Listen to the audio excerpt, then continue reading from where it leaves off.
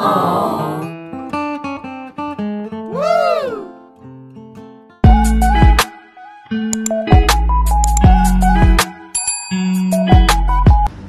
hi guys, pass na muna tayo sa challenge ngayon. Pupunta tayo sa isang dinner, kakain tayo ng Madbee. So yung Madbee na yun, dito natin ginaya din yung concept sa ating negosyo, yung charcoal chicken biryani. So sa mga galing Middle East, alam niyo na kung ano yung sinasabi ko ng Madbee or Mandi. Makikita nyo yung similarity sa ating charcoal biryani. So ito yung isa sa mga ginayahan ko ng ating charcoal biryani. So malalaman nyo mamaya kung bakit. Par, gusto ko sana simulan yung vlog na to para ikwento sa inyo kung paano nagsimula yung Bros Biryani. 3 taon at 8 buwan na ang nakalipas mula nung magsimula kami. Naalala ko nun, inaya ko yung mga tropa ko na nasa Pilipinas. Kasi nga, dito sa Dubai, kalahati lang yung sahod namin. At the same time, work from home lang kami. Naalala ko nun, sobrang hirap ng lahat. Maraming pagsubok, maraming challenges kaming hinarap.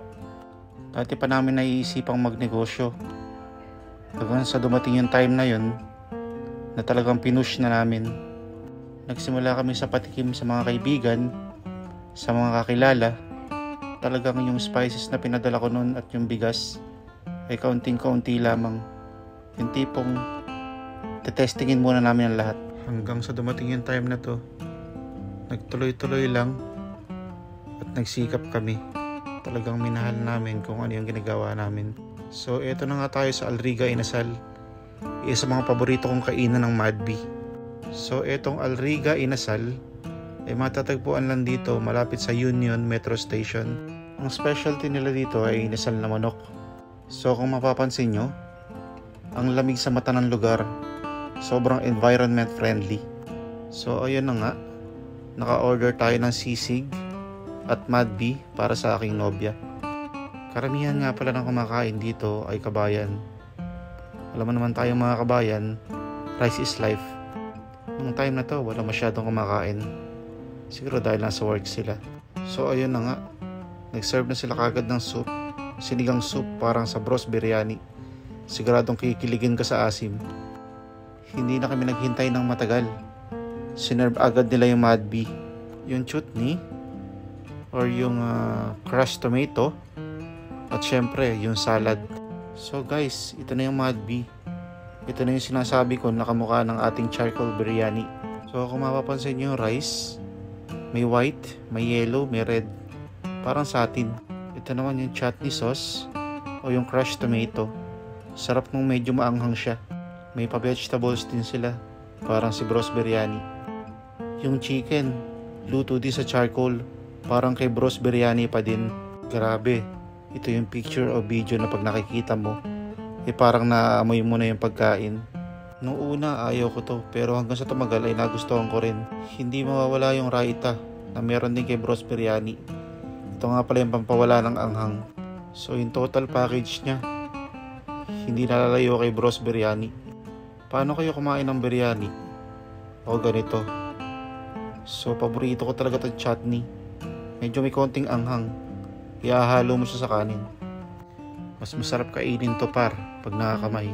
Pag medyo naanghangan ka, ito yung gamit ng yogurt para pampawala sa nararamdaman mong anghang. So sa Bros Biryani naman yung yogurt namin, may carrots, may sibuyas, at may cucumber. Nagpalagay din ako ng chicken pastel oil sa dine-in. Mas masarap kasi ito pag nilagay sa biryani rice. So par, ngayon pa lang pala ako mag-uulam.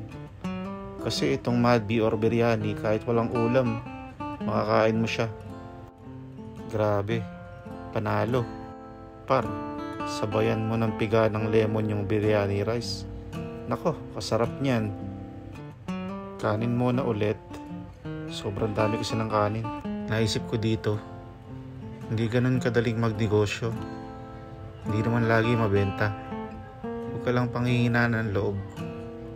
Basta hanggat may nagtitiwala sa yung isang tao, tuloy ka lang.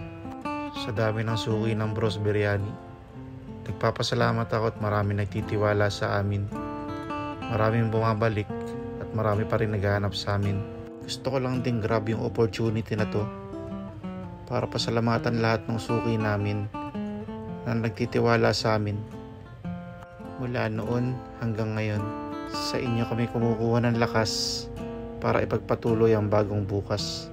Bawat araw sinasabi namin sa sarili namin, mas gagalingan pa namin para makapagserbisyo ng mas maayos sa inyo. Bawat tiwala na binibigay nyo sa amin, susuklian namin to ng pagmamahal sa bawat serving na ibinibigay namin.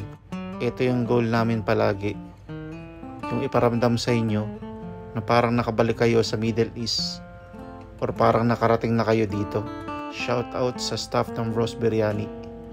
Salamat sa pagmamahal at malasakit sa ating mga customer. Laging isinasaalang-alang ang feedback ni customer, which is sobrang halaga sa pag-improve pa ng ating serbisyo. At ayun na nga, naubos na natin.